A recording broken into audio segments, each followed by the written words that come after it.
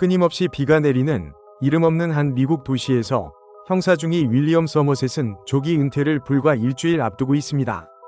그는 이 도시의 끊임없는 범죄와 도덕적 타락에서 벗어날 준비가 된 방법론적이고 깊이 실망한 사람입니다.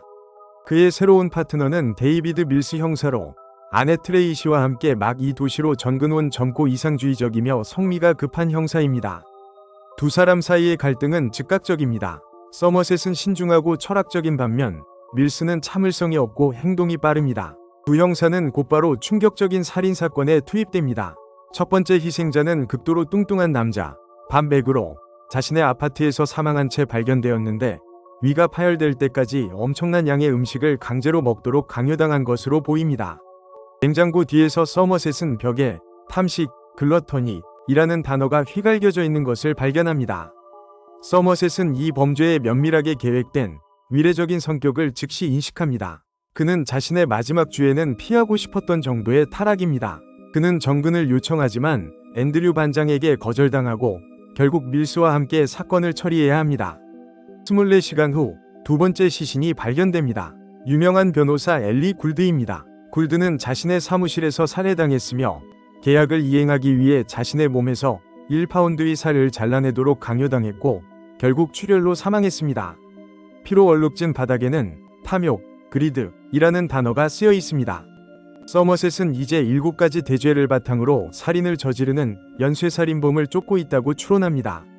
처음에는 회의적이던 밀스는 곧 사건에 몰두하지만 그의 참을성 부족은 서머셋의 고통스러운 조사 방식과 충돌합니다. 서머셋은 도서관에 몰두하여 죄에 관한 고전 문학과 신학을 연구하는 반면 밀스는 희생자의 미망인을 신문하려고 합니다. 탐욕 희생자의 사무실에서 그들은 그림 뒤에 숨겨진 메시지를 발견합니다. 인간의 지문으로 쓰인 도와줘요 라는 문구입니다. 이 지문은 그들을 세 번째 희생자인 시어도어 빅터 앨런, 마약상 겸 소아성애자에게로 인도합니다. 그들은 앨런이 비참한 셋집 아파트에서 침대에 묶인 채 굶주려 거의 죽어가는 상태로 발견합니다. 그는 정확히 1년 동안 구속된 채 굶주려 있었습니다. 계산적이고 장기적인 고문의 끔찍한 장면입니다. 침대 위에는 나테, 슬로스라는 단어가 쓰여 있습니다. 나테 범죄 현장을 조사하는 동안 사진작가로 위장한 한 남자가 형사들의 사진을 찍습니다. 밀스의 아내 트레이시는 이 암울한 도시에서 고립되고 불행하다고 느끼며 파트너들 사이에 더 나은 업무 관계를 조성하기 위해 서머셋을 저녁 식사에 초대합니다. 트레이시는 서머셋에게 털어놓으며 자신이 임신했지만 밀스에게 말하지 않았다고 밝힙니다. 그녀는 이 새로운, 부패하고 우울한 환경에서 아이를 키우는 것이 두렵기 때문입니다. 자신도 아이를 잃고 관계가 깨진 아픈 과거가 있는 서머셋은 아이를 낳을 계획이라면 밀스에게 말하라고 조언합니다. 트레이시와 서머셋 사이의 이 조용한 연결의 순간은 사건의 인간적 이해관계를 심화시킵니다. 서머셋은 자신의 옛 FBI 연락처를 이용하여 7가지 대죄, 초서의 이야기 또는 단테의 신곡, 임페르노에 관한 책을 대출한 사람을 찾기 위해 도서관 기록에 대해 불법 검색을 실시합니다. 검색 결과는 단 하나의 이름, 존도로만 알려진 개인입니다. 도의 주소는 그들을 칙칙하고 익명의 아파트 건물로 이끌었습니다. 형사들이 그의 집을 향해 다가갈 때 존도 자신이 전혀 예상치 못하게 도착하고 추격전이 시작됩니다. 도는 형사들에게 총을 발사하고 밀스는 그를 여러 층의 계단을 따라 골목으로 쫓아갑니다. 도는 타이어 쇠를 휘둘러 밀스를 무력화시키고 그의 머리에 총을 겨누지만 알 수 없는 이유로 걸어 떠나고 밀스를 살려둡니다. 도의 아파트를 수색하면서 경찰은 도덕적 스펙터클을 만들려는 자신의 의도를 개괄하는 폭언과 철학으로 가득 찬 수백 권이 면밀하게 정리된 노트를 발견합니다. 그들은 또한 나테 범죄 현장의 남자와 사진작가가 찍은 밀스와 서머셋의 사진을 포함하여 희생자들을 기록한 사진들로 가득 찬 거대한 암시를 발견합니다. 내용물은 그들의 최악의 두려움을 확인시켜줍니다. 존 도는 연쇄살인범이며 스스로 임명한 종교적 자경단원으로 활동하는 치밀한 사이코패스입니다. 수사 5일째, 형사들은 4번째와 5번째 희생자를 발견합니다. 정욕, 러스트, 희생자는 이름 없는 성노동자로 총기로 위협을 받아 참여하도록 강요당한 그녀의 고객을 죽이기 위해 고안된 물체로 훼손되었습니다. 5번째 희생자는 교만, 프라이드를 나타냅니다. 아름다운 패션 모델 레이첼 슬레이드는 도가 칼날로 그녀의 얼굴을 훼손한 후 선택권을 받았습니다. 훼손된 채로 살며 도움을 요청하거나 그가 남겨둔 수면제 병을 마시고 죽는 것입니다. 그녀는 자신의 아름다움 없이 살 수 없어 자살을 택했습니다. 도는 이제 탐식, 탐욕, 나태, 정욕, 교만의 5건의 살인을 완료했습니다. 남은 죄는 2가지뿐입니다. 질투, MB와 분노, 라스입니다. 갑자기 존 도는 피투성이가 된 채 경찰서로 걸어들어와 자수합니다. 그는 서머셋과 밀스가 그를 아무도 없는 곳에 미공개 장소로 데려가기로 동의하지 않으면 정신 이상을 주장하여 처벌을 면할 것이라고 위협하며 그곳에서 마지막 2 희생자를 공개하겠다고 약속합니다. 서머셋은 명백한 함정을 감지하고 즉시 반대하지만 밀스는 사건을 종결시키기 위해 필사적이며 그들은 도의 요구에 따를 수밖에 없습니다.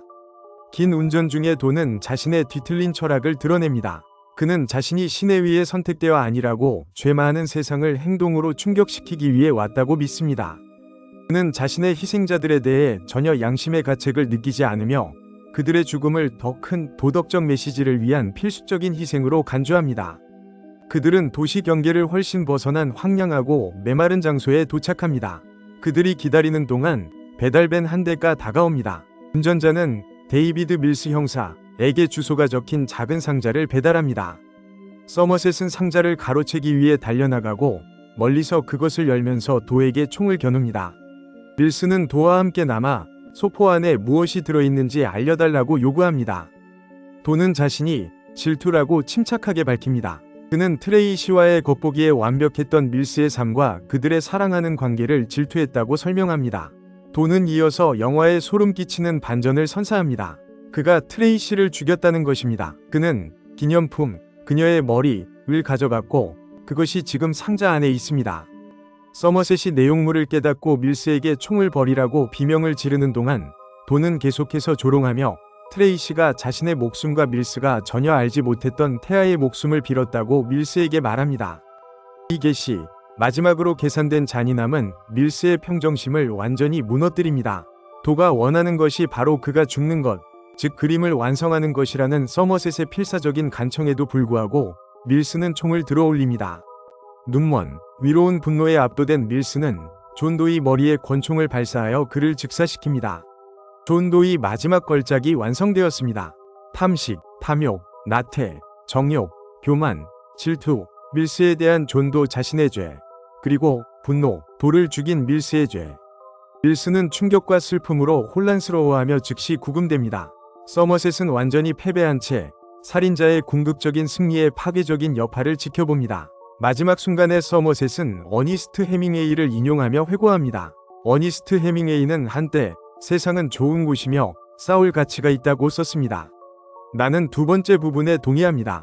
그는 은퇴하지 않기로 결정하고 대신 그 지옥 같은 도시의 어둠에 맞서 계속 싸우기로 합니다. 이 끔찍하고 잊을 수 없는 결말은 세븐을 가장 어둡고 가장 훌륭한 스릴러 중 하나로 확고히 합니다. 존 도의 무서운 최종 계획에 대해 어떻게 생각하셨나요? 아래 댓글로 알려주시고 더 많은 영화 심층 분석을 위해 코리안 네포 구독하는 것을 잊지 마세요.